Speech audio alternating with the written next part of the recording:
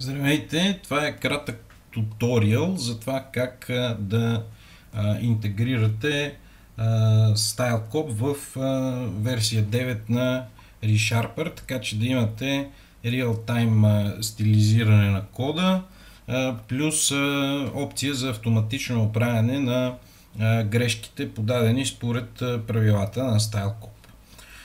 За начало отиваме на въпросния линк, откъдето да изтеглим последната стабилна версия на StyleCop. Ето това е нещото, което ви трябва. Инсталацията е супер лесна. Next. Трябва да я направите при затворено Visual Studio. В момента, в който стартирате отново Visual Studio, StyleCop ще ви се появи. Ето, ще се появи тук в менюто Tools. Сега го нямам, понеже нямам отворен проект. За целта ще си позволя да ползвам домашното на Сашо от лекцията за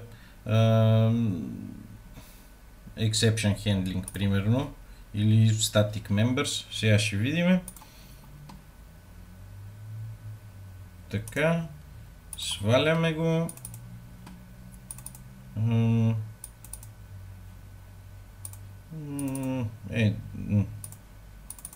Ето тази, примерно, Company Hierarchy е подходяща задача да ползваме като пример.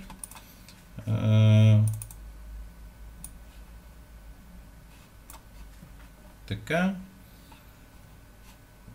Ето проекта.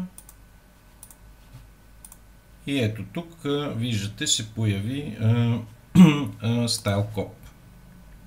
Сега, по принцип, за да махнете частта с документация, десен бутон на проекта, StyleCop Settings и човчицата на Documentation Rules я махате, натискате OK. За съжаление, това трябва да го правите ръчно за абсолютно всеки проект, за да не ви следи за тези правила. Сега, как да направим ReSharper интеграцията на StyleCop? На ReSharper Extension Manager търсим ReSharper StyleCop за ReSharper 9.1. Аз вече съм го инсталирал. Тук също няма някакви особени проблеми. Инсталацията е супер лесна. Намирате го, цъкате Install, той си се инсталира сам. Рестартирате Visual Studio и вече имате интеграция на StyleCop в ReSharper. Сега да покажа как автоматично може да реформатирате целия си код чрез ReSharper, а не след като, ето примерно, като направим проверка и да ходиме по-отделно на всяка една линейка и всеки един файл, особено когато имаме дублиращи се warning. Така. Контрол, всъщност дали го няма като трябва да го има някъде в менюто. Иначе шортката е Ctrl-E, Ctrl-C.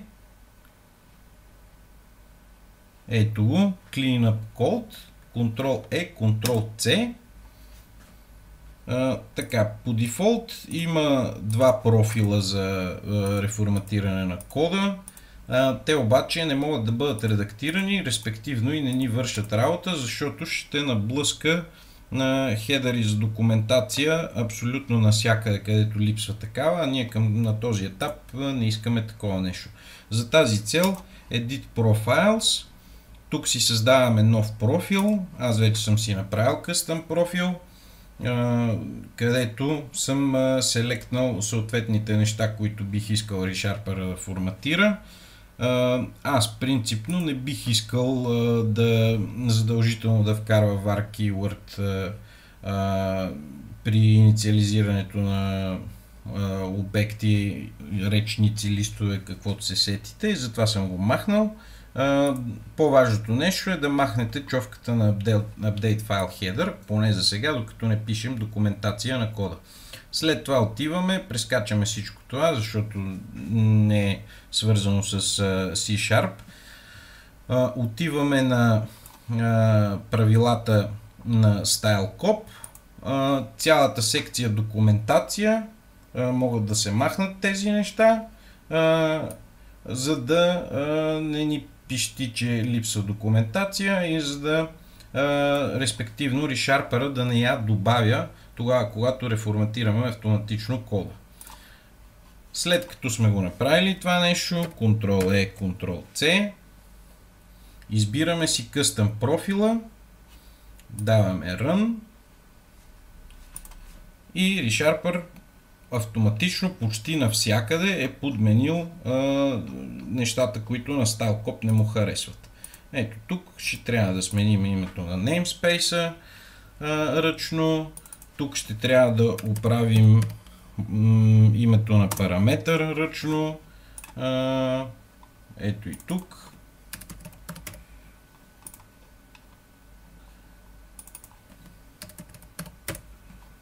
И сега реално нямаме подчертавки. Така.